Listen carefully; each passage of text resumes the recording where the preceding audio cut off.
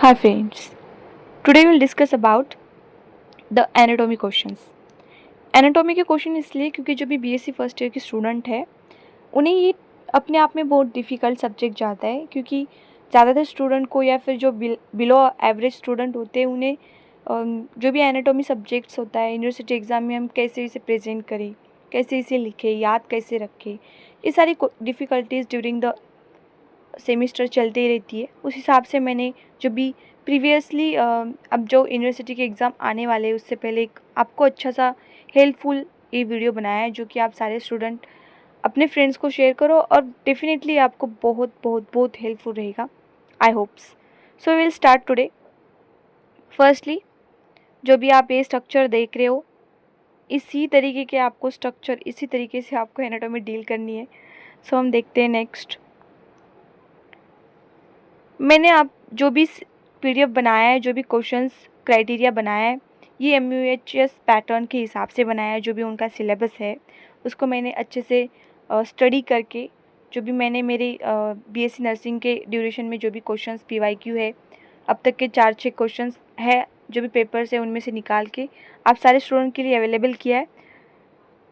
तो नेक्स्ट, तो first round में आपको मैं ज़्यादा क्वेश्चंस वहाँ से 15 मार्क्स एलएक्यू शॉर्ट आंसर क्वेश्चंस तो नहीं आएंगे, लेकिन जो भी टर्मिनोलॉजीज है, जो भी प्लेन्स, मूवमेंट्स, ये जो भी क्वेश्चंस है वहाँ से निकलते हैं, ये आपको एमसीक्यू में बहुत बेनिफिट रहेंगे, एज वेल एज ये आपको लॉन्ग आंसर क्वेश्चन में भी आपके जो मार्क्स है वो अच्छे से गेन करने के लिए बहुत बेनिफिशियल रहेंगे। So we start about the terminology. So anterior and posterior, मैं पहले आपको यहाँ पे हेडिंग है बना दूंगी, इस वजह से आपको अच्छे से एनालाइज हो जाएगा। So anterior and posterior, then superior and proximal distal. Okay, ये जो भी टर्मिनोलॉजी आपको अच्छे से याद रखने। देन हम प्लेन्स देखेंगे, sagittal plane, vertical plane, oblique plane and axial. ये भी आपको अच्छे से याद करना है। अब इसे अच्छे से मगअप कर लो ताकि ये आपके मतलब छूटे ना। अगर आपको अच्छे से ज़्यादा कंटेंट में अच्छा अट्रैक्टिव एक्सप्लेनेशन लिखना है तो डेफिनेटली आपको अच्छे से मार्क्स देंगे। एंड देन इनमें से भी मोस्ट इम्पॉर्टेंट आपको क्या है, तो मूवमेंट्स है जो आपके बोन इस सब्जेक्ट में आपको बहुत बहुत हेल्पफुल रहेंगे। ओके, देन हम नेक्स्ट देखेंगे कि cell structure, cell tissue, cell division, tissue and gland, ये भी उतना ही इम्पोर्टेंट है। आप इसे अच्छे से डायग्राम्स वगैरह ये सब कुछ चीज़ें को एनालिसिस कर लीजिए। Then landmarks, cartilaginous, elastic cartilaginous and fibro cartilaginous, ये भी आप अच्छे से याद कर लीजिए। देन हम नेक्स्ट देखेंगे,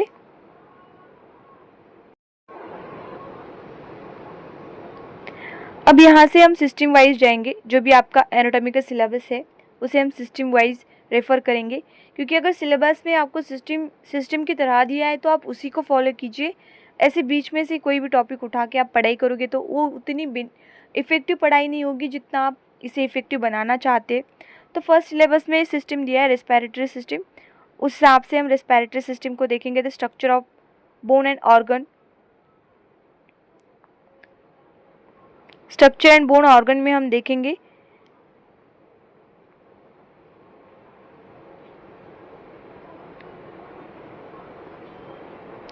structure and bone and organ and respiration, muscles of respiration.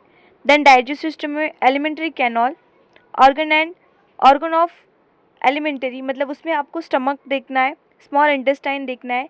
उसमें से भी बहुत आईएमपी क्वेश्चन, अगर आप बहुत आईएमपी क्वेश्चन, लीवर आएगा, पैनक्रियाज आएगा। अगर आपको लीवर पैनक्रियाज इस क्वेश्चन को एग्जाम में कैसे डील करना है ये जानना है तो आपको फर्स्टली जो भी इंट्रोडक्शन है आपका, जो भी डेफिनेशन है आप वो लिखोगे। देन आपको सब पॉइंट ब्लड सप्लाई लिखोगे। देन आप उसके 2-3 अच्छे से डायग्राम्स बना लोगे। डायग्राम्स को आपको नेमिंग करना है, 4-6 आपके नेमिंग वहाँ पे आनी ही चाहिए। उसके बाद आप उसके रिलेटेड सेल्स लिखोगे अगर उसमें है। देन आप नर्व सप्लाई लिखोगे। देन जो भी आपका नर्सिंग इम्प्लीमेंटेशन लिख दिया है, अप्लाइड क्वेश्चन में नर्सिंग इम्प्लीमेंटेशन ये क्वेश्चन 100% आता है, तो आपको उस तरीके से डिस्कशन डील्स करना है उन क्वेश्चंस को। देन नेक्स्ट हमारा नेक्स्ट सिस्टम है circulatory and lymphatic system. Circulatory and lymphatic system मेरे तरीके से तो बहुत बहुत बहुत इंपॉर्टेंट है, क्योंकि ब्लड का क्वेश्चन डेफिनेटली आता है। अगर आपको ब्लड का क्वेश्चन पूछा जाए तो components of blood, it is an a very important question. ये आप एग्ज़ाम को जाते टाइम 100% अच्छे से मगअप करके जाइए, पढ़ के जाइए, क्योंकि ये क्वेश्चन आना 100% है। और मैं बता रही हूँ तो आपको लिखना ही है। हार्ट का भी आता है, हार्ट की आपको अच्छे से डायग्राम बना लेनी है। हार्ट का ब्लड सप्लाई अच्छे से करना है, जो भी आपके हार्ट के मसल्स हैं उन्हें आपको अच्छे से याद करना है। देन नर्व, ब्लड सप्लाई जो मैंने अभी बोला था, एंड क्लॉटिंग फैक्टर, जो भी 11-12 जो भी clotting factor, I think, I don't know, मुझे रिमेंबर नहीं हो रहा है, तो जो भी है क्लॉटिंग फैक्टर आपको अच्छे से याद करके जाना है। ये clotting factor not only the theoretical but also practical most important. Then हम नेक्स्ट सिस्टम पे मूव ऑन करेंगे। Next system is endocrine system. तो एंडोकैरिन सिस्टम में अगर आपको पकड़ बनानी है तो उसमें आप पिट्यूटरी ग्लैंड, जो भी मैंने यहाँ पे लिखे है, pituitary gland, thyroid gland, adrenal gland and pineal gland, उसमें से मोस्ट इम्पॉर्टेंट ग्लैंड अगर आप देखोगे तो thyroid gland is most important gland. Then हम नेक्स्ट मूव ऑन करेंगे, जो आपकी नेक्स्ट सिस्टम है वो है सेंसरी ऑर्गन। सेंसरी ऑर्गन को मैं ऐसे ही आपको रेफर करूँगी कि स्किन लेयर है, eye ear, follow up in tongue, follicles on tongues and muscles of tongue. Whenever you read this sensory organs system, आपको स्किन का ना अच्छे से डायग्राम बनाना है ना। जो भी आप स्किन का अच्छे से डायग्राम बनाओगे, स्किन के लेयर्स अच्छे से आपको याद करने है ना। और उसमें भी आपको जो टंग है, आप टंग का भी अच्छे से डायग्राम बना सकते हो। वो मैं तो यही कहूँगी कि आपको एनाटॉमी में किसी भी क्वेश्चन में आपको अच्छे से डायग्राम बनानी है, उसको 4 लेबलिंग तो होनी चाहिए। अगर आप उसमें अच्छे से डायग्राम लेबलिंग करोगे तो आपका पेपर बहुत अट्रैक्टिव दिखेगा। और जो भी आप हेडिंग्स डालोगे उसे आपको बड़े बड़े कैपिटल वर्ड्स में लिखना है, ताकि एग्जामिनर आपको ना ऐसे आपका प्रेजेंटेशन देख के आपको अच्छे से मार्क देते, है ना। और नेक्स्ट हम मूव ऑन करेंगे मस्कुलर क्या हो गया, नेक्स्ट हम मूव ऑन करेंगे मस्कुलोस्केलेटल सिस्टम पे। मस्कुलोस्केलेटल सिस्टम, ये बहुत इंपॉर्टेंट क्वेश्चंस आते हैं, इस पे LAQ आते हैं। अगर आप देखोगे तो bone structure, classification of bone and type of bone, ये एक अपने आप में बहुत बड़ा क्वेश्चन बन जाता है। अगर आप इसके टाइप्स देखोगे तो बहुत सारे टाइप्स है, क्लासिफिकेशन भी बहुत सारा बन जाएगा, तो ये LAQ बन जाता है। तो और MUHS पैटर्न में ये बहुत बार क्वेश्चन पूछा गया है, तो मैं डेफिनेटली आपको ये हाईलाइट ही कहूँगी आप इस क्वेश्चन को हाईलाइट बना लीजिए। और ये डेफिनेटली आता है। मेरा ये जो PDF है वो रोटेट नहीं हो रहा है, लेकिन आपको मस्कुलोस्केलेटल सिस्टम में bone, classification of bone and type of the bone, ये अच्छे से करके जाना है। ओके, उसके बाद साइनोवियल जॉइंट, जो भी साइनोवियल जॉइंट है ना, वो आपको अच्छे से याद करके जाना है। आप बहुत अच्छे से इसे करके जाइए, ये डेफिनेटली क्वेश्चन पूछता है। देन हम नेक्स्ट मूव ऑन करेंगे। अब हमारे 2-3 सिस्टम बचे हैं। Then renal system. Renal system में मोस्ट इम्पॉर्टेंट मैं यही कहूँगी कि किडनी है। ये बहुत बार क्वेश्चन पूछा गया है किडनी का एंड नेफ्रॉन का। GFR भी पूछा जाता है, नेफ्रॉन पूछा जाता है, और फिजियोलॉजी में इसका ही क्वेश्चन, जो किडनी मोस्ट इम्पॉर्टेंट है, उसमें उसके फंक्शन और मैकेनिज्म पूछा जाता है।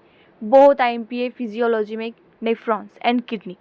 ओके, देन हम देखेंगे और रिप्रोडक्टिव सिस्टम में आपको ओवरी देखना है, स्पर्मियोजेनेसिस देखना है, oogenesis देखना है, ब्रेस्ट देखना है, और एक्स्ट्रा का आपको मेंस्ट्रुअल साइकिल अच्छे से याद करके जाना है। जो भी मैं येलो सर्कल में हाईलाइट्स कर रही हूँ टॉपिक्स, अगर आप इसको 100% याद करके जाओगे, डेफिनेटली आपके क्वेश्चन बहुत अच्छी तरीके से सॉल्व होंगे और आपके मार्क्स में भी बहुत इंक्रीजेशन होगी।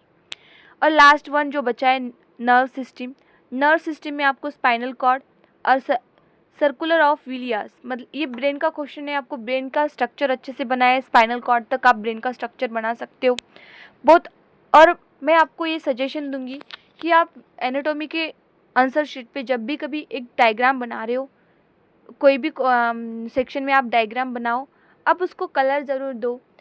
जो भी आपके फर्स्टली जो भी बुक होता है आप रेफ़र करोगे, वहाँ पे लिखा हुआ होता है कि आपको कलर कोडिंग कैसे करनी है, को मसल्स को कौन सा कलर देना है, या फिर आपको ब्लड वेसल्स को कौन सा कलर देना है, आपको नर्व सिस्टम को कौन सा कलर देना है, ये वहाँ पे डिस्क्राइब किया होता है। अब उसी हिसाब से फॉलो करो। आपको एग्जामिनर आपका पेपर प्रेजेंटेशन देखते ही आपको एक्स्ट्रा मार्क्स दे देगा। या नर्सिंग फैकल्टी में ज़्यादा नॉलेज की ज़रूरत नहीं है, बस एग्ज़ाम में अगर पास होना है तो आपको बहुत अच्छे से प्रेजेंटेशन करना पड़ेगा। सो फ्रेंड्स, आप इन सारी चीज़ों को अच्छे से याद कर लो कि आपको पेपर अच्छे से कैसे सॉल्व करना है, या फिर मैंने जो भी आपको क्वेश्चन अभी एनाटॉमी के दिए वहाँ पे आप कैसे डील करोगे, है ना। तो इससे आपके पेपर बहुत अच्छे से सॉल्व भी हो जाएगा और आपके मार्क्स भी बहुत अच्छे से गेन हो जाएंगे। Thank you friends.